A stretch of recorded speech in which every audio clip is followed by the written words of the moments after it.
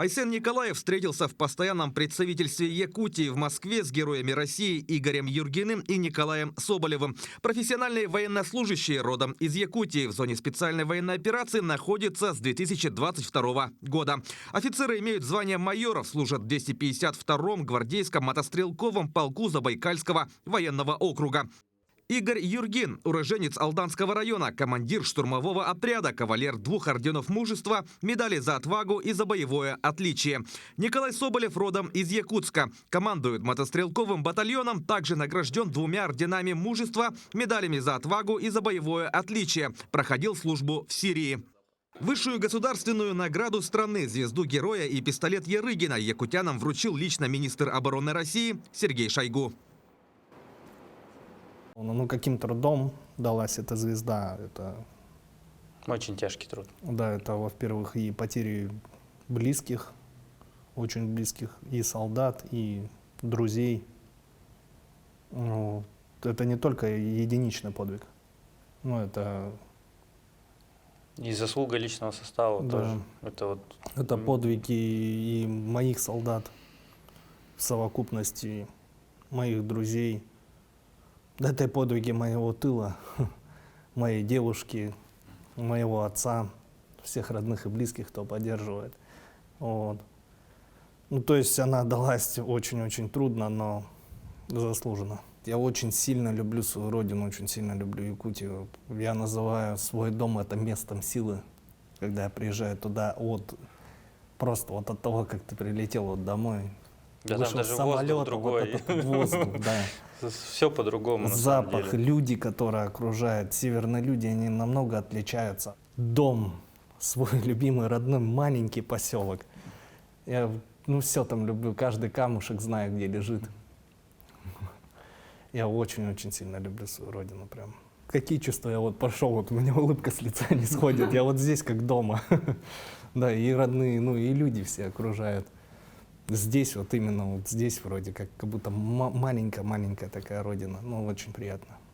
Но Айсен Сергеевич, он четко вникает в проблемы, и человек, который управляет республикой, и мы в сфере управления с ним находимся, вместе с Колей, и то есть, грубо говоря, государственный аппарат, я сразу же разделяю на военные, я примерно насущные проблемы, я понимаю, конечно, у него более горизонт, более широкий спектр.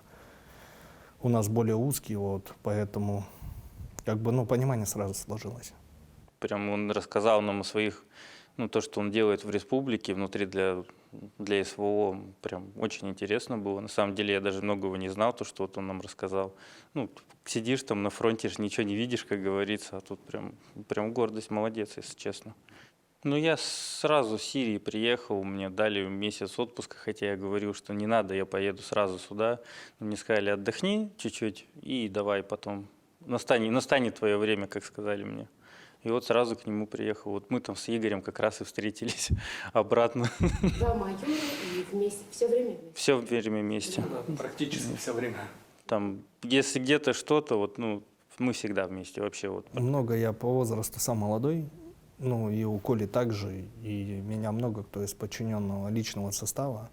И они почти все старше меня, особенно мои командиры, младшие мои командиры. Они меня все почти называют батей. Батя. Батя. Отец, командир, батя. Главное думать головой и не геройствовать. Как показывает практика, самое так нужное, это быть всегда холодным. Всегда оценивать обстановку. И следить за всем, то, что и все, больше ничего не надо. Даже если вокруг там кто-то погибает, даже из числа близких, всегда нужно с холодной головой оценивать ситуацию, всегда. Гасить себе это чувство, то, что сейчас пойду и с пулеметом там и всех повалю. Нет, повалят тебя. Это в любом случае. Нужно трезво оценивать обстановку, принимать ситуацию, как она есть, и потом уже принимать решение. Всегда должен быть хладнокровным в любой ситуации. Да, страх бьет так, что тебе сердце из груди выскачивает, без перепонок, там чуть кровь сейчас не польется, но всегда нужно в себе это убить, первое чувство. Все оценить, трезво оценить, и потом уже принять решение. И как сказать, никогда не бояться. Боятся все, не боятся только дураки. Надо управлять страхом, потому что страх всегда сковывает мечты, все цели. Да в любом случае, он даже на гражданке от многих слышал, вот попробовать мне там купить дом или не попробовать. Я сейчас куплю его, а вдруг там, ну, прогорю всеми деньгами. Да пробуй, если ты решил. Пробуй. Всегда надо пробовать, всегда нужно стараться, потому что страху, это, мне кажется, самое... Иногда, ну, страх, не сказать, что спасает, но страх, наоборот, он всегда, наоборот, действует, угнетает человека, так сказать. Бороться, борьба со страхом, и все у вас получится. А мамам что скажете? Мамам, которые ждут, женам, которые ждут. Вот девушка тебя ждет, например, Игорь. Вот они герои настоящие. Вот они матеря, героини, прям жены. Это. Им отдельно памятники нужно, наверное, ставить. Жене своей, так это действительно надо памятник ставить. Это вот вообще это человек, который самый, наверное, вот, переживает больше всех. Вот, ну, были промежутки, когда нас не было на связи очень долго вот, с Игорем. Вот, она же места себе не находила. И вот крепкий тыл, как говорится. У офицера должен быть крепкий тыл. Вот это действительно настоящий тыл мой. Всегда помогает, всегда поддерживает, где-то что-то там, что-то хоп. Молодец, очень сильно. А вот ребятам, которые хотят выбрать профессию военного, что можете пожелать школьникам?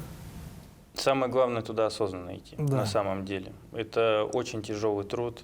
Это вот, ну, вот даже вот самый вот хорошо показывает, это фильм «Офицеры старый».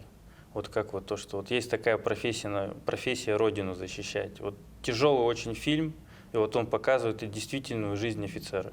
Вот достаточно его посмотреть и понять, ты готов туда идти или нет. Это очень большой риск и очень тяжелая работа.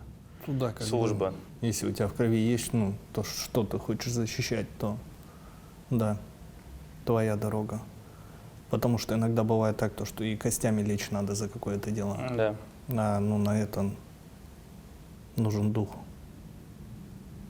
Как бы тут только осознанное решение должно быть. И перед этим, перед тем, как принять такое решение, нужно обязательно сходить на какие-то сборы военные, чтобы понять, что такое армия, хотя бы на недельку. Пожить в таких условиях казарменных, палаточном лагере, чтобы понять. Потому что, когда человека кидают в ограниченные условия, мы же сейчас, грубо говоря, на гражданке-то все находимся в комфортных условиях. А когда даже вот перекидывают молодого парня, 18-летнего, в казарму, и тут его ограничивают, грубо говоря, оторвали от мамы, от девушки, от папы, от друзей. Вот он там каждый там, ну, до 12 гулял там со своей девушкой, да, там приходил, кушал то, что ему хотелось, одевался в то, что он хотел, спал до скольки, ну, до стольки хотел, а тут его внедряют просто в такую систему, где его по головке никто гладить не будет. И это надо тоже понимать. Что там гладить не будут, и тебя будут учить, тебя будут прям натренировать, вбивать, даже если нужны в тебя знания. Вот. И будут учить принимать решения, потому что за тобой потом пойдут люди. Ты офицером будешь. Все решения не имеют последствия. Это тоже очень Очень большая тяжелая, ответственность. да, ответственность и очень тяжелая судьба. В плане, вот если боевые действия коснутся, как бы, да. Поэтому тут обязательно перед тем, как принять решение, нужно сходить в какой-то, ну, лагерь подготовки, какие-то учебные курсы, чтобы точно понять. Не вот эти вот, которые там тактически учат, там вот эти быстрые смены магазинов, там или что, это все не работает. А вот обычно просто вот как детей собирают полевые сборы. Есть, вот я проходил с 10 по 11 класс вроде. И мы вот уезжали в Томот, в лес, на лагерь «Дружба». И вот там буквально с нами неделю, что ли, да, проводили занятия там неделю. То есть примерно расписание, военная подготовка, еда, подъем, утренняя физическая зарядка, умывание, отбой, вечерняя проверка. Ну, все Как вот говорится, эти выйти из зоны мероприятия. комфорта Да. хоть чуть-чуть. Вот даже вот я в школе то же самое. Меня учитель УБЖ возил, Владимир Геннадьевич, вот он постоянно, даже вот недавно историю вспоминали, выехали на такой же сбор, все, он говорит, проверьте палатки, все заранее, чтобы вдруг дождь пойдет, что-то, ну, чтобы было где укрыться. Приехали, да, все нормально будет, все, поставили палатки, а пошел ночью дождь, а палатки дрявые были.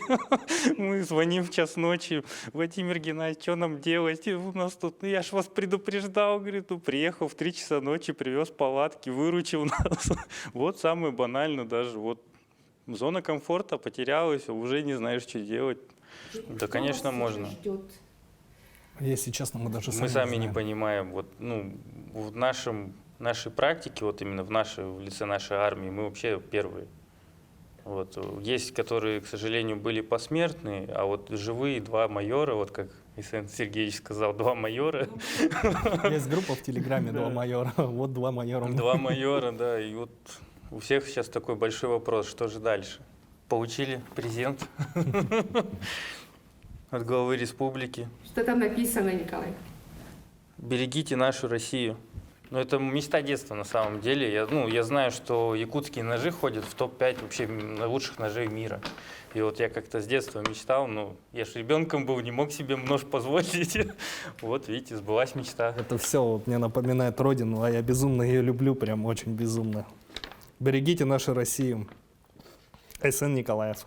Я его буду, наверное, больше беречь. А у меня будет как оберег. У меня есть такие вещи, когда мне дарят памятные вещи, я их как оберег держу при себе. Тоже Ну. первый нож или... Ну, это у меня есть, ну, и именно якутский это первый нож.